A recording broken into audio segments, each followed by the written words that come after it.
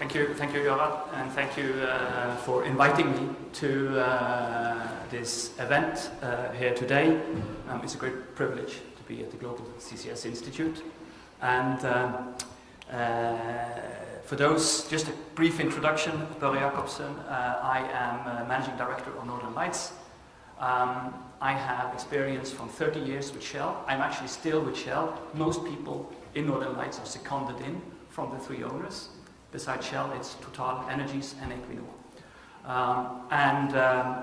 I thank you for that overview you just presented, and the momentum, and demonstrating the momentum behind CCS, because that's extremely encouraging, and we feel the same momentum and the interest in what we are doing, and that has increased a lot in the sort of 2 years that we've been. And we actually need that inspiration from the momentum and the market, because our days are not about what you showed, it's about solving all the issues and problems and challenges and complications in making this happen. And that's actually what I will talk a bit about, to share with you today some of these issues that we are battling in as we are trying to make this happen. But the backdrop is fully aligned on the need for CCS. There is not going to be any net zero in 2050 in Europe or anywhere else for that matter without CCS. I'm fully aligned with that message. And that message, that understanding is increasing rapidly and is underpinning the interest. But we have to make it happen. And that is really a little bit of what I talk about, the story of Northern Lights. I'm not going to bore you actually with a long history on Northern Lights, but I think it's important to maybe just share a little bit about what actually is Northern Lights. And like many projects in CCS, also in Norway, there were a few false starts and false dawns in terms of making it happen. And we all recognize that of all the climate mitigation tools, CCS is probably, well, is behind the curve as what we hoped it should be. In Norway, we actually had a pretty good starting point. I mean, one, we have geology for storing CO2, which I think is a pretty fundamental aspect. So that is obviously, as an oil and gas province, you do have the source rock. And they're offshore, which helps a great deal, because onshore CCS brings a whole bunch of other problems, particularly NIMBY and the concern of people living in the area. So we had that. With the oil and gas industry and also the service industry, you actually have the competence around the challenges that CCS brings already in country. And you also had a government who is keen to tackle, of course, their own emissions, as every government, every country in Europe and many other places in the world these days. So the Norwegian government were looking at, okay, how can Norway contribute to clean up our own emissions? But also, they saw that this could be an interesting business for Norway, because Norwegian emissions are quite low, so from the start, if this is going to get to a scale, it actually has to have a European dimension. So those were some of the consideration that led to Northern Lights and to led to the Longship project. And that was a process over several years. But in 2020, it sort of came to fruition, with the three owners taking an investment decision, and later in the year, the Norwegian government taking its investment decision to get started. And then, so this was really the Longship project, and Longship consists of 2 capture facilities or plants in Norway, one for a cement factory in southeast Norway, run by Heidelberg, called Norcem Cement, and the other one is a waste-to-energy plant in Oslo. So 2 projects that will, with state support, capture the CO2, 400,000 tons from each.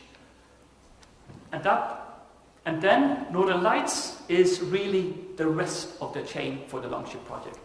So our role is to transport the CO2 in liquid form on ships from these 2 sites, bring them to the onshore terminal that we are building in the west coast of Norway, and then from there we will pipe it in a pipeline offshore about 100 kilometers, and there we have a well where we will inject the CO2 into a saline aquifer storage site 2,600 meters below the surface. And as the structure, the state support agreement, and the various deal, and the setup, and the investment decision were taken, we were a group of about 10 people that you see here, who got together sort of in second half of 2020, and we were tasked to set up the company that was going to be Northern Lights. And starting basically from scratch, and deciding, okay, what's the company going to look like, what is going to be, what size of coffee mugs are we going to have in the company, and all, everything from the basics to the more sophisticated part of having a up and running company. And all these people came from these 3 big oil companies, so we've all been working in big companies for all our lives, You don't need to worry where your next mobile telephone is coming from, because once it's broken, you get a new one, and now we had to sort of get our mindset into doing everything from scratch. And we started the company last year, early last year, and in mid last year, in June, we were awarded, or we took over the operatorship of the license from Equinor. We took over the responsibility for the project that is ongoing, and we then really, and also of course took over and entered into the agreement with the state for the support. So that really made us up and running. So we're actually only a bit more than a year old as a company, a year and a half approaching. And what are the goals of Northern Lights as a company? What is it we are mostly focusing on? And first of all, we have a project to deliver. And let me see if it's the next one. No, I'll go back, sorry. Let me see if that goes. That works, there you are, yeah. Just to go back to the other one a bit, I'm going on to this one. Yeah, thank you. So basically we have an obligation to deliver what we promised the state for the state support. That is to put this picture I just showed you, the terminal, the capability of handling 1.5 million tons per year. And that is to be ready in 2024. So that is the sort of foundation. We have to deliver on our promise, and on time and on budget. And so far, we are on schedule to be ready in 2024. Secondly, if we only do this, we're just wasting money and time. We have to scale up. And that is what we talk about when we say our phase 2. We want really to get to a position where we can expand this facility, this terminal, up to 5 million tons. We can do this because the pipeline that goes offshore is oversized. So we actually don't have to put in a new pipeline, which saves us a lot of money. So that is really the challenge. And when we go from phase 1 to what we call phase 2, it's primarily private investment. We are eligible for some funds from the EU, and of course we will look at all sources for funding, because we are in a startup phase. But it's really around getting commercial contracts, and we need a portfolio of contracts to help us with making that investment decision. But we hope to do that early next year, so that we can scale up to 5 million tons. And then, of course, beyond that, we are looking to grow this business further. So we're already now, because of and I'm coming back to this, the time scale of developing CCS is quite long, so you have to start early actually to think about, okay, what is your next project, and your next project, and your next project. So these are things that we are all quite busy with as we speak. So how are we doing?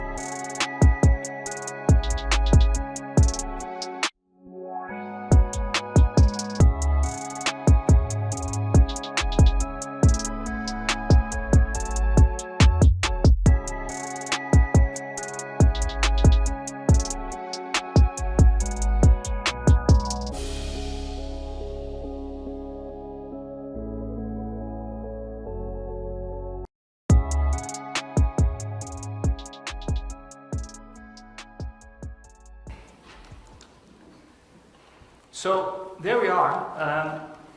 That movie is about a month old, and we made progress since that. We actually had an opening of the visitor center and administration complex a couple of weeks ago, which is the building that you see here. We have had more than 1,000 visitors to the site this year. We have visitors every day, every week, and even weekends. And they come from all over the world, from India, Thailand, the US, and Europe, and of course the local and want to see. And the reason we opened this part of the facility already now is because we were anticipating interest. And it's there. And it's really around seeing is believing. You know, this video and this picture don't do it justice. This wall you see here, this is 30 meters tall. The tanks that we will be installing here are 35 meters tall. And there's going to be 9 of them, and more as we expand. So it is really, really massive. CCS is an industrial solution to an industrial problem. That is what I think a lot of people failed when they thought, why just we get rid of hydrocarbons and all these other things? You actually need these kind of developments. So now, I'm not going to do, you actually have to look at this slide now for the rest of my talk, because now I go into more the experiences and the challenges that we are experiencing as we are taking Northern Lights vision to reality. And I'm not going to repeat Yaran, but I think the criticality of CCS is key. And we are really important for us that we get this across. But one challenge that we have is that when you look at this facility and the things you don't see, the pipeline, the wells, all the subsurface work, it looks like oil and gas projects. And it's so easy for people to think, oh, this is like oil and gas. And actually it is the fundamentally opposite. Not only because we're putting things in the ground rather than taking it out, we are dealing with a waste product that we need to get rid of. Whereas oil and gas is something that we need, and it comes with a super profit.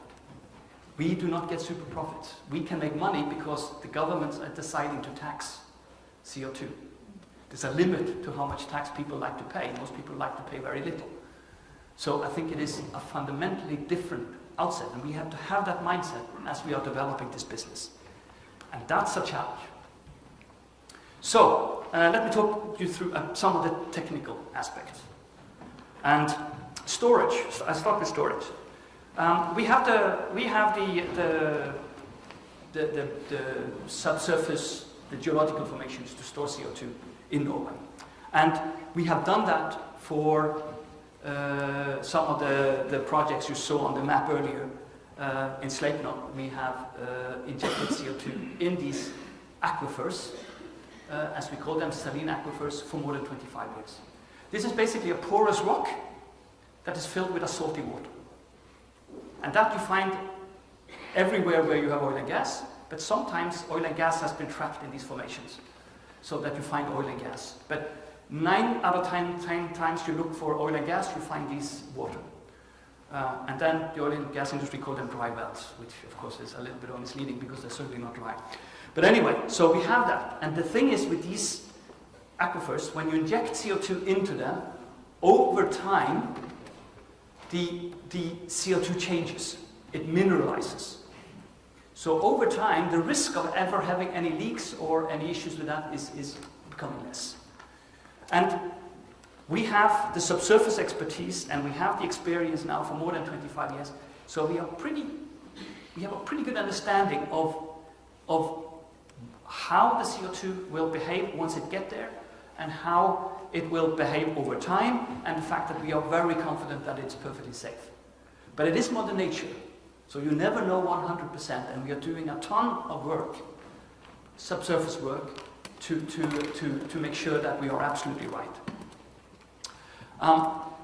Then in the handling itself, and as you can see on this picture with the ships, the pipes and the tanks, we treat CO2 in a liquid form. It is pressurized and liquefied, and to get to that it means you actually have to have quite a high pressure and also below 0 degrees, minus 23 or thereabouts degrees. So it's cryogenic. The good thing is when the oil and gas industry is actually experts in handling gases under pressure, gases that are cryogenic, and making sure that that is done safely. So here we can build a lot on the expertise we have, and again we feel pretty confident about it. But most of the equipment we are using and are going to be used have never been used for liquid CO2 in this form. So we've done the experiments, we engaged the research and development center, but we actually haven't really run it at the scale we do. But we're pretty confident it will work. But again, it is always this little, the fact that it's new. And there are no standards when you build a site like this. What standards are you? If you build an LNG facility or an oil and gas facility, or there are standards in almost any industry. There are thick volumes of standards that this is how you do it. There's nothing for CO2. So we are copying a lot from oil and gas, which is fine, and we think it works, but that's there to deal with hydrocarbons, which can explode. The CO2 don't explode. People ask me, can this explode? And how? I mean, it's a fire extinguisher, actually, we're dealing with. So it cannot explode, but if you are next to a tank and it ruptures, clearly it's not a pleasant place to be because CO2 displaces oxygen. So we have to have focus on it, but to get to the place where we have standards that are suitable for CCS means that you can, and get away from many of the oil and gas standards, means you can find more cost-efficient solutions, and that's important. On the ships, and you see an illustration of the ship here, we have used a very basic design for the ship to save money. So it's a standard LPG, like the propane carriers, in terms of the hull. But the tank and the containment system is new. That's never been used before at this scale. So a lot of qualification has gone into making sure that the tanks for the cryogenic and the pressure that we need are going to work. The ship will be fueled by LNG. There are no zero emission alternatives for shipping yet. So we do the best we can, and we add every piece of technology available to us to ensure that we have as little CO2 emissions as possible, because that's of course critical for a business like ours. When we went to the market 2-3 years ago to have ships like this built, nobody were really interested. We eventually we did get some interest, and these ships are now being built in China. There were a couple of yards there that were interested in building these ships, but really not us. Today, this has changed. Now we're looking for a third ship. There's a complete... Now the shipping industry understand that this is coming, it's becoming a business. So now, and they are actually developing their own design. So in this area, we really see great progress, but when we started, again, it was all from scratch. How do we do it? How do we build it? And actually, what combination of ship do you, or pressure and temperature do you use? The capture side, we are not doing the CO2 capture in Northern Lights, but again here we have a large group of big industrial companies that are developing solutions. So the customer who do not want to do it from scratch, they can go to the market and basically more or less get companies in to do the capture for them now. And that's also great. It helps take down the uncertainty, and the fact that there are several vendors, of course, brings more business. But very few have done it so far at industrial scale. Only I don't know, probably 2 or 3. So again, there is a lot of learning and cost efficiencies to be gained as we move forward. So we are basically comfortable with the technology in the way we design it, but it is too expensive so far. So that's a challenge for us. We are, particularly from the offshore, we are drilling wells. They're very similar to oil and gas wells. But we have to have higher grade steel in them because of potential corrosion from CO2. So they are a bit more expensive, and we cannot afford to do as many wells as the oil and gas industry. If we drill a well, we have to use it. Otherwise, we may soon get out of business. They're very expensive. And seismic is prohibitively expensive, and we need a lot of that seismic to interpret and understand the subsurface. We try to argue with the seismic companies that they should sell it cheaper to us because we are not oil and gas, but they're not really picking up on that. So we have some work to do, but I'm not giving up. It is actually a brand new industry for them, so I think they should give us a discount, but well, there you go. And just a couple of things to bring out to illustrate some of the challenges. How do you measure CO2? How do you meter CO2? Again, there's nothing out there. We have to come up with something. And the problem is that, and it's easy because you have bureaucrats that devise and said, okay, to have credit from your ETS price for your quotas, you better make sure that you have measured your molecules of CO2 accurately so you don't pay too much money. But the more accurate your measurements, the more it costs. And then you come into almost routine calibration and it costs. And I was shocked. One of the big shocks I got was how costly metering is. So again, if we are going for the gold standard, guess what? We may price ourselves out of the market. So here I think it's extremely important that we find solutions that are good enough.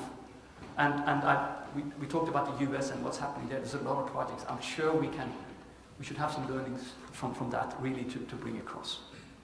Quality is another very challenging topic because there is no 100% pure CO2. It will always be something else in it. And that something else, we have to make sure it doesn't ruin our wells and the steel. But actually, what and how, and there are thousands of different components that can come in, and the higher degree of purity, the more it costs to get. So this is another journey we're on, and that, of course, this is also with the customers we talk about. How do we deal with this? Very challenging topic. We spend an enormous amount of efforts on this, and our 3 owner companies are helping us in this, and we're all scratching our head really around coming up with really good solutions for this. That is, for us, the more impurities we can take and not damage the facility, the better. But at this stage, we don't know.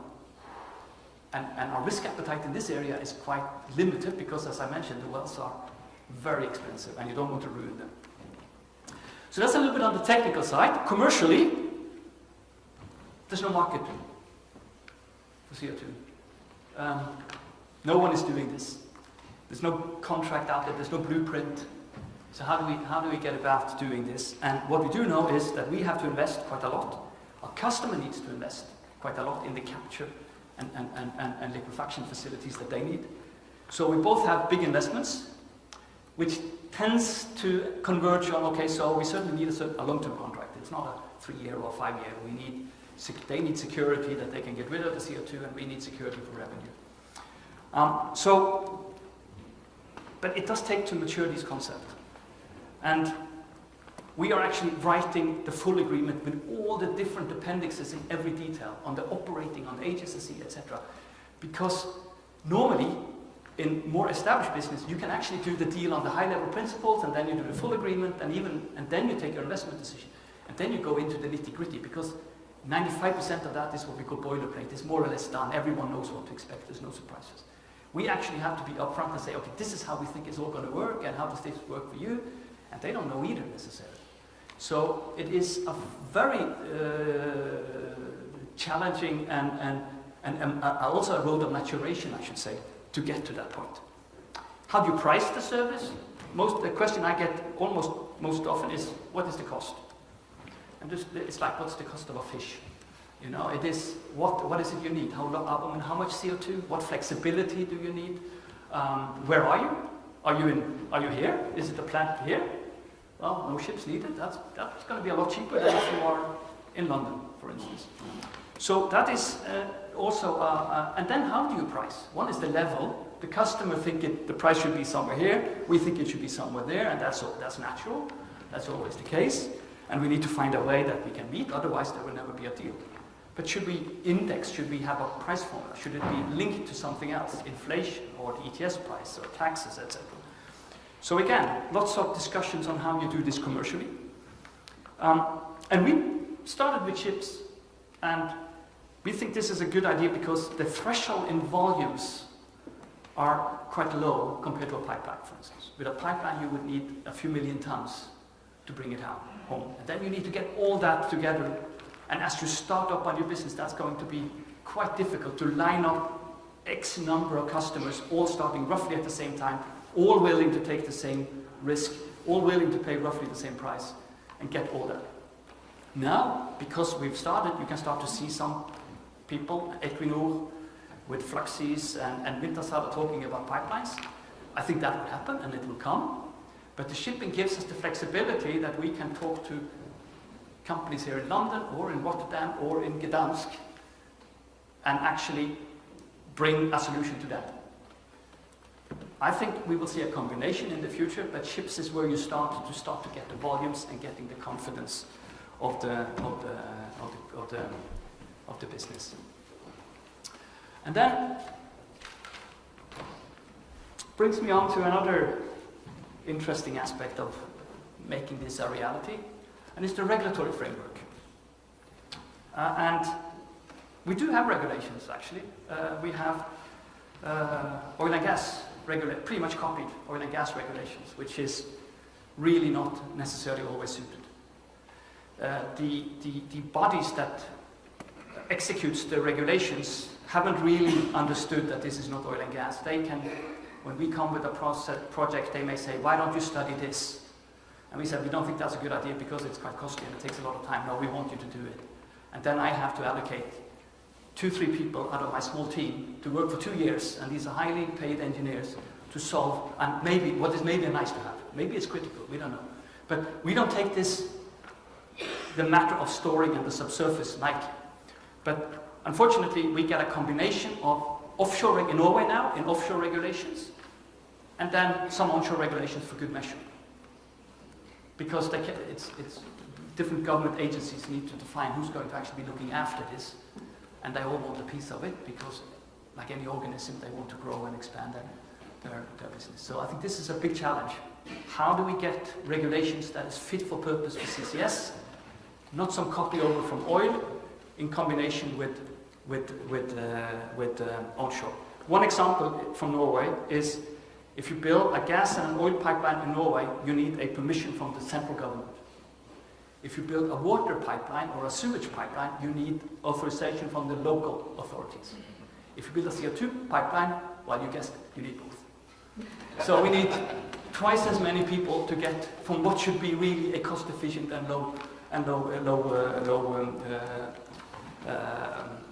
efficient and quick process. So quality storage, again, we have a very sophisticated process in Norway to allow you to develop an oil and gas field. We have the same. But then once we've done that, we have to get the injection permit where the EU is involved. And I can tell you that that's what my subsurface team is working on day and night at this moment. A massive piece of work, which we already did 2 years, but now it has to be done slightly different with different things. So there's a lot to be gained by trying to do this more efficient. And of course, it is not a joking matter because the safe storage is our bread and butter. If it's not safe, and everyone wants to make sure it's safe, and it's going to be there for millennia. So it is, I recognize the complication of it, but we have to find good ways of doing it. And there's also another thing which is, I think, important. CCS is not something we do now and then it's finished. If we find after 5 and 10 years that the CO2 migrates in a way we didn't expect, or the pressure buildup is quicker than we thought, well, then we can stop and move to somewhere else. Which you cannot do in oil and gas because you find an oil field, that's your field. Yeah, that's your gold pot. You want to get everything out of it. For us, we think there is much more storage than oil and gas. Today it takes, in Norway, about 10 years from when you look at a spot on the map until you can inject CO2.